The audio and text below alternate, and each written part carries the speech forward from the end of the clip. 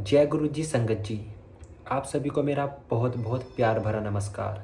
संगत जी, आज मैं फिर से गुरु जी की पुरानी संगत जी का बहुत ही प्यारा सा सत्संग आप सभी के बीच लेकर आ गया हूँ। संगत जी, सत्संग इतना प्यारा है कि आपको सुनने के बाद बहुत अच्छा फील होने वाला है। आपको लगेगा कि गुरु जी ने खुद आकर आपको ब्लेसिंग्स दी है। इतनी ज़्यादा शक्ति है इस सत्संग में। ज़रूर इसे पूरा सुने। संगत जी, बहुत ही प्यारा सत्संग है। एक आंटी जी हैं, उन्होंने ये सत्संग अपनी आवाज़ में रिकॉर्ड करके भेजा है। तो चलिए संगत जी, अब सीधा हम सत्संग को सुनते हैं। और बस सत्संग को शुरू करने से पहले आप सभी से एक रिक्वेस्ट है कि अपना सत्संग भी दिए गए इस वाले व्हाट्सएप नंबर पर रिकॉर्ड करके ज़रूर भेजें। आप सभी का सत्संग भी गुरुजी शेयर करवाना चाहते हैं। आप तक ये मैसेज हर वीडियो में बार बार आ रहा है, तो इसका मतलब है कि गुरुजी आप सभी को भी कह रहे हैं मेरे माध्यम से कि अपना सत्संग भी शेयर करो। संगत जी, अपना सत्संग ज़रूर शेयर करें। दिए गए व्हाट्सएप नंबर पर ऑडियो में रिकॉर्ड करके ज़रूर भेजें।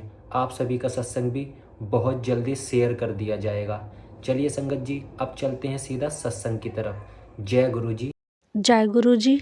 शुक्राना गुरु जी। सारी प्यारी सात संगत को जय गुरु जी। ओम नमः शिवाय। शिव जी सदा सहाय। ओम नमः शिवाय। गुरु जी सदा सहाय। संगत जी, मैं गुरु जी का लख लख शुक्राना करना चाहती हूँ। गुरु जी ने मुझे बहुत प्यारी सेवा दी है। अपनी एक पुरानी संगत का सत्संग मुझे रिटन फॉर्म में दिया है, जो मैं आपको अभी बोलकर सुनाऊंगी। और ये सत्संग सुनाते वक्त मुझसे कोई भी गलती हो जाए संगत जी, तो मुझे माफ़ कर दीजिएगा। ये सत्संग गौरव और निधि सिंगल जी का है। वो कहते हैं, मैं बचपन से सुनता आया था कि जीवन में एक गुरु का होना बहुत आवश्यक है, और यह मुझे हमेशा सोचने पर मजबूर कर देता, मेरा गुरु कैसा होगा, मैं उन्हें पहचानूंगा कैसे। मुझे इन सवालों का जवाब गुरुजी के यहाँ पहुंचकर मिला। मेरे प्रतिपालक डॉक्टर डावर, जिनके अधीन मैं डॉक्टरेट कर रहा था और जिनके साथ मैं काम कर चुका था, मुझे गुरुजी के पास लेकर गए। वह मुझे और मेरे 2 सहकर्मियों को जुलाई 2007 में छोटे मंदिर ले गए। मेरे पहले दर्शन बहुत सुहावने थे। मैंने शब्द के साथ चाय प्रसाद और लंगर का आनंद उठाया। मुझे बाद में इस बात का एहसास हुआ कि वह गुरुजी थे, हमारे तारक, जिन्होंने हमें अपने पास बुलाया था, हमें वो खुशियाँ प्रदान करने के लिए जिनकी हमें इतनी चाह थी। निधि एक सॉफ्टवेयर प्रोफेशनल के साथ मेरी शादी को 4 साल हुए थे, पर हमें कोई संतान नहीं थी। शादी के 1 साल बाद हमने चिकित्सकों की सलाह ली। 2005 में हमें पता चला कि निधि को एंडोमेट्रियोसिस थी और फिर उसका ऑपरेशन हुआ, पर उससे कोई लाभ नहीं हुआ। अल्ट्रासाउंड से पता चला कि उसे यह परेशानी दोबारा हो गई थी। यह हमारी परीक्षा की शुरुआत थी।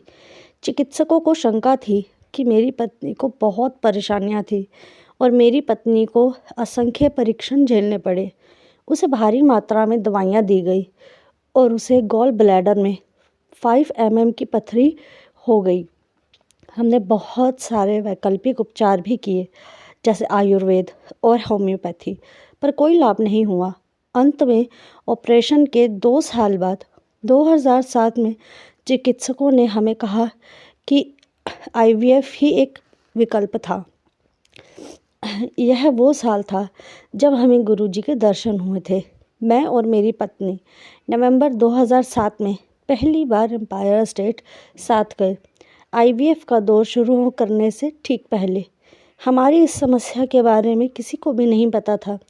मैंने एम्पायर स्टेट जाकर प्रार्थना की कि परिणाम सकारात्मक आए, पर दिसंबर में जब IVF का एक दौर ख़त्म हुआ तो परिणाम नकारात्मक आया। हम निराश हो गए। मेरी पत्नी को बेहतर नौकरी मिली। यह वो समय था जब हमारे जीवन में गुरुजी का सही मायने में प्रवेश हुआ। हमें इस उदासी के साए से निकालने के लिए वो नकारात्मक परिणाम आने के कुछ दिनों के अंदर ही मुझे पता चला कि मेरे थीसिस की सारी रेफरी रिपोर्ट मिल गई थी। IIT दिल्ली में मेरे सुपरवाइज़र मेरे परीक्षक के पास गए थे और मेरे थीसिस का प्रत्युत्तर जो 2 जनवरी 2008 को होना था, उसके लिए उपस्थित होने के लिए मान गए थे, जबकि हमें 1 हफ्ते में भी कम का समय दिया गया था। इसके बाद से हम गुरुजी के दर्शन के लिए हर रविवार छोटे मंदिर जाने लगे। गुरुजी के आशीर्वाद का पहला संकेत और हमने अपने जीवन में सकारात्मक बदलाव मार्च 2008 में देखे। अपने बॉस के द्वेष, काम का खराब वातावरण और प्रलोभन के अभाव के कारण से मेरी पत्नी अपनी नौकरी से खुश नहीं थी। हमारे निजी जीवन में समस्याओं के कारण से मेरे बार बार दबाव डालने पर भी और अपने काम में बहुत निपुण होने पर भी वह दूसरी नौकरी के लिए कोशिश नहीं कर रही थी। अंत में फरवरी 2008 के अंत में उसने एक नौकरी के लिए कोशिश की और 10 दिन के अत्यंत दुखदाई इंतज़ार के बाद उसे वह नौकरी मिल गई। 15 अप्रैल 2008 को उसने एक वित्त संबंधी कंपनी के लिए काम करना शुरू कर दिया। यद्यपि वो बहुत अनिश्चित थी, हालात कुछ ऐसे और इतनी तेज़ गति से हुए कि उसने यह निर्णय ले ही लिया। गुरुजी ने उसके लिए जो जगह चुनी वह उसे पसंद आई। अब उसे कोई परेशानी नहीं थी। वहाँ के काम का वातावरण तनाव मुक्त था और उसका वेतन दुगना हो गया। श्रद्धा प्रबल होते ही मेरी पत्नी गर्भवती हुई। हमारे निसंतान होने के फलस्वरूप गुरुजी ने हमें होम्योपैथिक डॉक्टर के पास वापस निर्देशित किया और मेरी पत्नी को प्रसाद भी दिया। यद्यपि मई 2008 में जो महासमाधि दिवस का आयोजन हुआ, हम उसमें नहीं जा पाए। एक भक्त श्री सिंगला मेरी पत्नी के लिए थोड़ी लस्सी प्रसाद लेकर आए। अगले अल्ट्रासाउंड में एंडोमेट्रियोसिस और पित्त पथरी पूरी तरह से हट गए थे। यहाँ तक कि जब हमने चिकित्सक को पित्त पथरी के बारे में बताया तो उसने अपने दिए हुए पर्चे कई बार देखे और बोला कि पथरी के लिए तो उसने कभी दवाई लिखी ही नहीं थी और फिर भी पथरी गायब हो गई थी। फिर भी फर्टिलाइजेशन को लेकर कोई ठोस परिणाम मिलने से अभी हम बहुत दूर थे।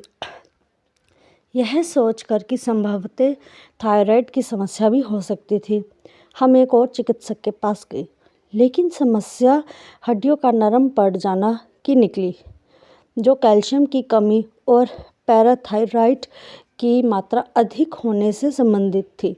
मैं बहुत परेशान हो गया, लेकिन निधि का गुरुजी में विश्वास पक्का था। गुरुजी ने हमारी प्रार्थना का जवाब दिया और एक बहुत अच्छे चिकित्सक के पास निर्देशित किया। कैल्शियम की नियमित खुराक से 3 महीनों में इस समस्या का उपचार हो गया। इसके बाद कई संदेशों और बड़े मंदिर में अपनी गद्दी पर दर्शन देकर नवंबर 2008 में गुरुजी ने हमें विशेष उपचारों की तरह निर्देशित किया। साथ ही हमने एक्यूपंक्चर भी करवाया। फरवरी 2009 में निधि गर्भवती हुई। गुरुजी ने हमें जो सौगात बख्शी उसके लिए मैं अपना आभार शब्दों में व्यक्त नहीं कर सकता। हमारे लिए जो भी अच्छा होता है गुरुजी हमेशा हमें वो देते रहे हैं। गुरुजी ने कई बार और कई जगहों पर अपने उपस्थित होने का आभास कराया है। सपनों में दर्शन के द्वारा उनकी सुगंध जो कभी भी हमें आ जाती है, और ऐसे कई और भी उदाहरण हैं। जैसे कि गुरुजी की कृपा से मेरा साला अपनी नौकरी बदल पाया 15 सालों की कोशिशों के बाद। गुरुजी ने हर कदम पर उसका मार्गदर्शन किया। गुरुजी ने हमेशा हमारी रक्षा की है। मेरी यही प्रार्थना है कि वह हमेशा हमें अपनी शरण में रखे, अपने चरण कमलों के पास, और हम पर और सारी संगत पर अपना आशीर्वाद बरसाते रहे। जय गुरुजी, शुक्राना गुरुजी, सारी प्यारी साथ संगत को जय गुरुजी। ये सत्संग सुनाते वक्त गुरुजी और संगत जी मुझसे कोई भी गलती हो गई हो तो मुझे माफ़ कर दीजिएगा। बहुत प्यारा सत्संग था संगत जी। जय गुरुजी, शुक्राना गुरुजी। तो साथ संगत जी, आप सभी को यह सत्संग बहुत ही ज़्यादा पसंद आया होगा। एक बार आप सभी कमेंट में जय गुरु जी ज़रूर लिख देना। संगत जी, अपना सत्संग भी ज़रूर शेयर करें, और आगे ऐसे ही सत्संग अगर आपको रोज़ सुनने हैं तो इस चैनल को सब्सक्राइब ज़रूर करें। तो चलिए संगत जी, अब मिलते हैं किसी अगले सत्संग में, तब तक के लिए इस सत्संग को यहीं विराम करते हैं। जय गुरु जी, शुक्राना गुरु जी, अनंतम अनंतम शुक्राना गुरु जी महाराज। जय गुरु जी, संगत जी।